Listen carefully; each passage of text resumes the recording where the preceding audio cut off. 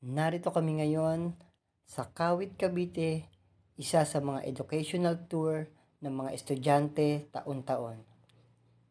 Maaari kayong mag-walking, biking, jogging, practice dancing, relaxing, at mag-food trip dito. Araw-araw maraming namamasyal mula umaga hanggang gabi dito sa lugar ng Kawit, Cavite.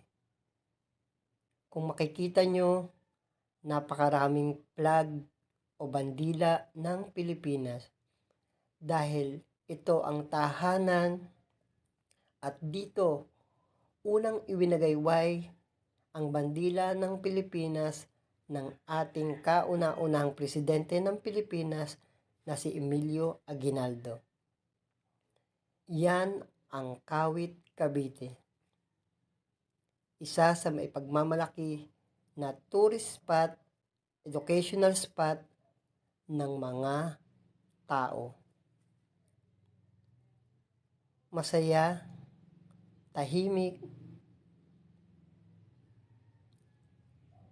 at kaaya-aya pumasyal dito sa bayan ng Kawit, Cavite